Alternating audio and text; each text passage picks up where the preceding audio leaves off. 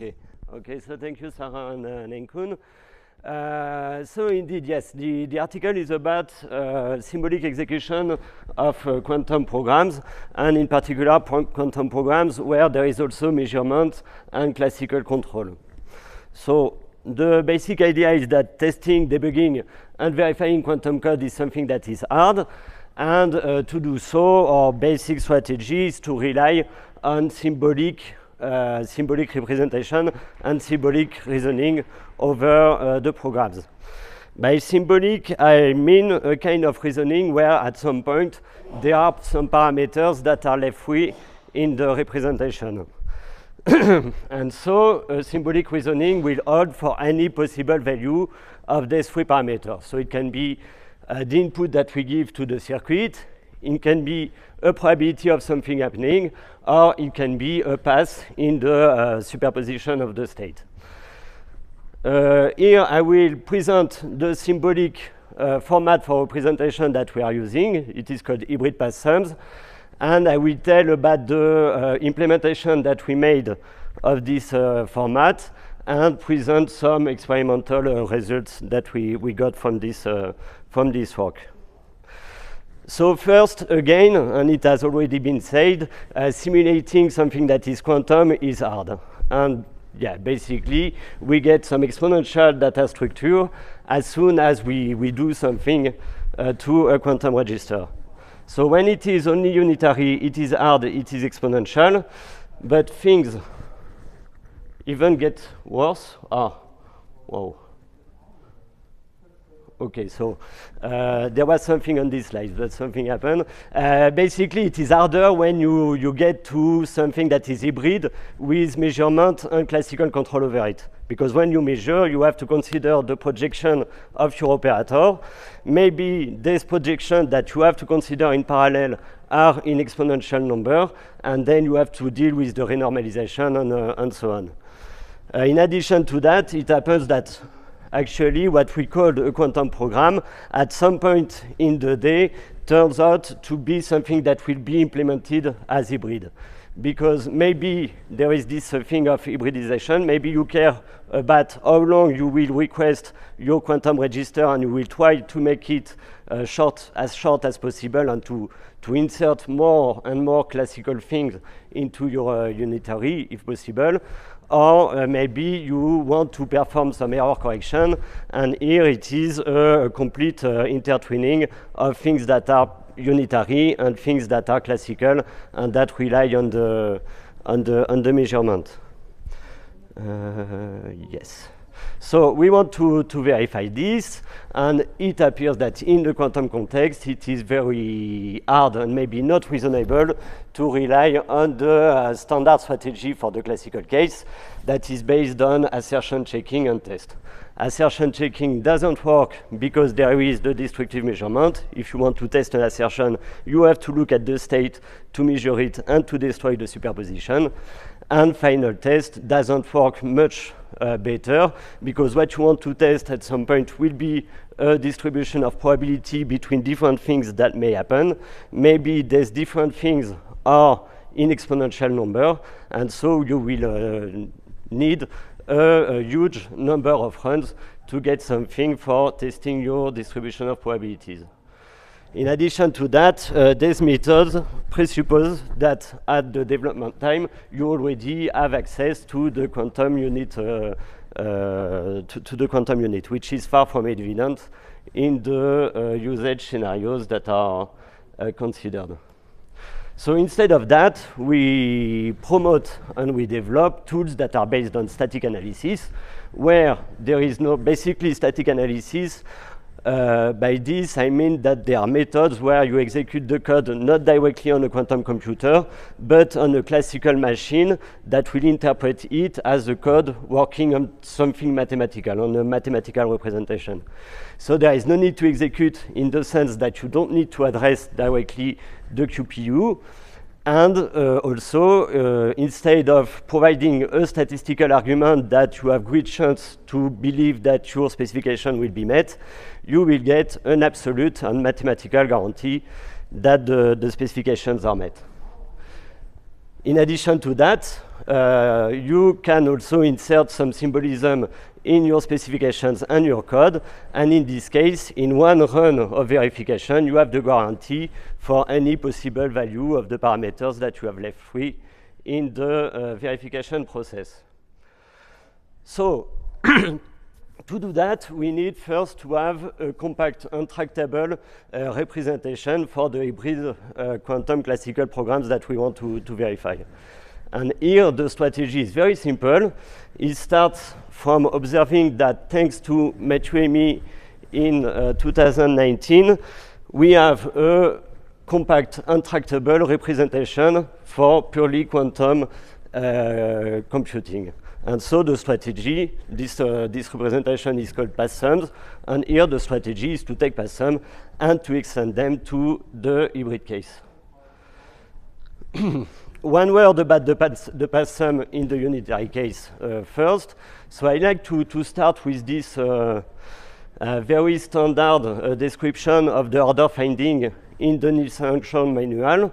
So the algorithm is described as a sequence of operation, and in the presentation of the algorithm, it is intertwined with some almost formal, I will say, description of the evolution of the state of the system along the operations. And if we zoom in, this is a sum of this description, but basically there are some common patterns or common things in the way it is described. So typically we have a normalization term at the beginning that is encoded via an integer, and then a sum of things, here a big sigma, and each of these things is indexed by reference to the binder of the sum, and in each of them there is something, a factor that is elevated to the complex exponential, so a phase factor, and a pointer to the computational basis. And the idea of path sum is just to give a precise and formal format to this generic pattern. So in path sum, we don't consider the whole sum anymore. We just take one generic symbolic element in this sum that we call a path, so it is a symbolic path, and we also get rid of the complex exponential things. So we just keep what is necessary to identify a state. So we have the integer parameter that gives the normalization term and the binding of the sum. We have a phase polynomial that is given by a symbolic dyadic fraction, and we have a set of binary functions for the output element in the computational basis. And so we can just keep these three very simple and standard data types and run the whole analysis of a program, here unitary, in this format. So we have to remember the green, the blue, and the red element. Each of them, each elementary gate has an interpretation in this format. Then it is able also to interpret some circuit combinations. So here the sequence and the parallelism. And so we can run, I had a picture there, but not anymore. We can run the full analysis of a quantum circuit, just caring about the standard data types elements. In addition, the theory is also provided a set of rewriting rules. So basically, these are tools enabling to compute the destructive interference between passes. And we have some rules that we can apply as rewriting of our path sums. And what they do is they discard or they eliminate the passes that interfere destructively together. Okay, so this is for the unitary case. Now, again, we are interested in the hybrid case. So there was pictures again in the slide. Sorry about that. So what we want is to be able to analyze a hybrid where there is measurement and classical control. And here, the basic idea is is quite simple, is that PassSum, what they do, what they define, are a set of passes, and individually, each of these passes lives in a vector from the computational basis. So each of these passes, it is like if it has already endured all the possible projections.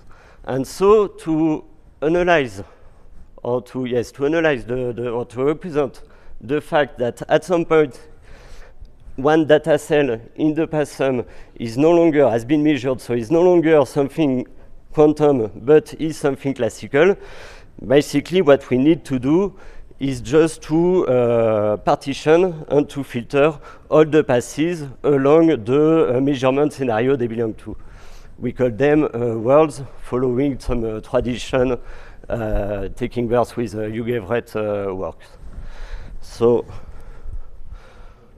yes, sorry about the representation, but basically, when we run a circuit and we want to say that this data type is no longer a qubit but a bit, all that we do is to mark that this is now a classical data.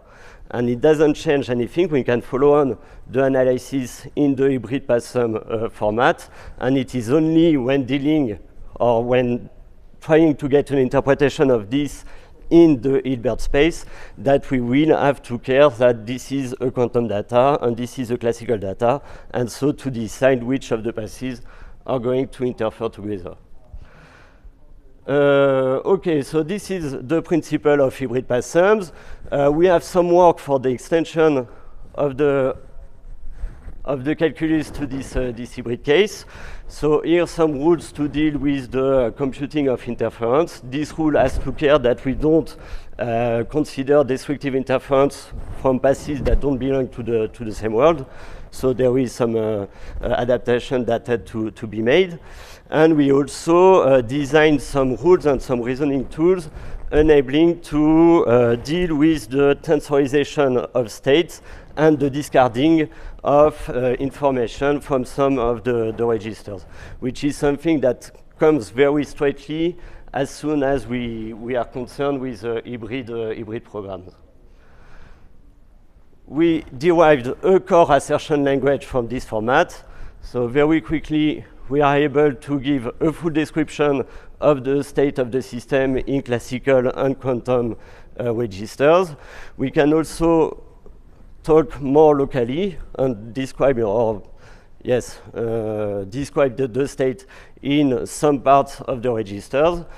And we could also derive some probabilistic assertions. So basically, an hybrid PassSum encodes a set of words, and we are able to talk about, within this set of words, the probability to be in one of these worlds, such that it satisfies a given condition. Okay, this was the quantum phase estimation. Again, I missed the figure. What I want just to underline here is that we can run an analysis to the gate-to-gate composition of a quantum circuit, and then we have a specification for a big unitary, and then this specification itself is used as a parameter for an higher level function. Here it is a bounded version of the repeated success, so that we are able to design and to specify the repetition of a non-deterministic experiment. So with some bounds. Okay, so I have my experimental results. Some comments about that. So this is about the phase estimation.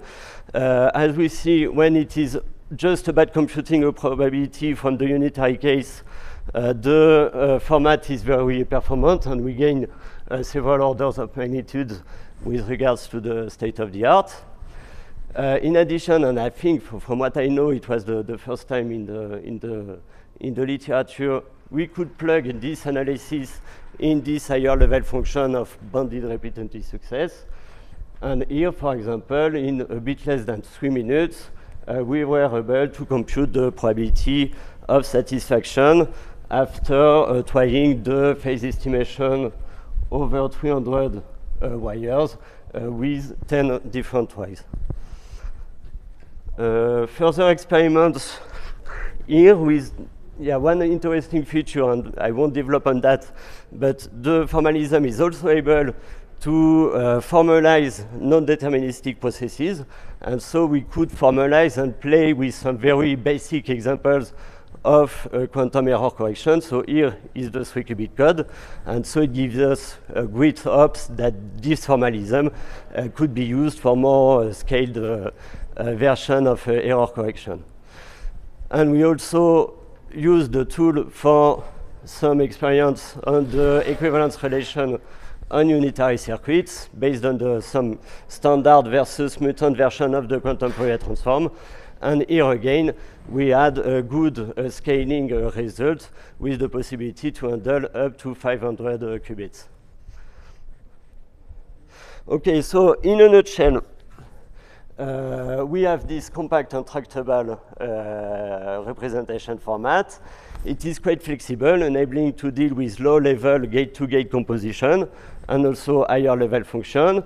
We performed experiments on various different interesting patterns from the literature, and we have good hope and exciting perspective on going further with exploring new patterns. And yes, and also I give you the URL for the tool, and we have also a nice tuto with some lacking pictures here, but we have the representation of the circuit and some interactive mode that enables you to have some beautiful pretty printer and to build your hybrid math sum. All right, let's thank our speaker. I don't want to run too far behind, so maybe we can take one question max. Anyone have any burning questions?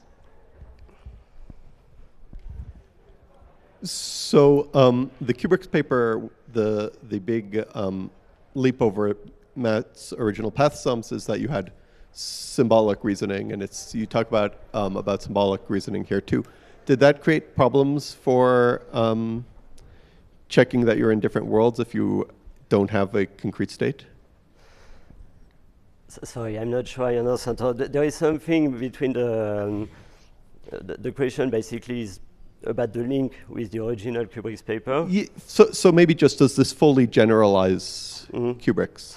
Somehow, but Kubrick's was about, parameterized proof where there was no register size. It was left free, and then the user had to put some effort to make the proof. And here it is about fully automatic proofs over some instantiations of the circuit. So it's a kind of different perspective. So it is concrete in that way. But at some point, there may be someone at some point will make the two approaches merge. Yeah. It may happen. Thank you.